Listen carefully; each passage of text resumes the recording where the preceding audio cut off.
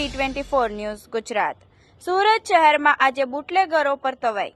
વરાછામાં Bombay colony ખાતે મહેન્દ્ર ઉર્ફે ગુલ્લો નામના બુટલેગરના ગેરકાયદેસર બાંધકામ તોડવામાં આવી રહ્યું છે। પાલિકાની જગ્યામાં પતરાના શેડ બનાવવામાં આવ્યા હતા। પાલિકા અને પોલીસના 100 જેટલા લોકો દ્વારા ડિમોલિશન હાથ ધરવામાં આવ્યું।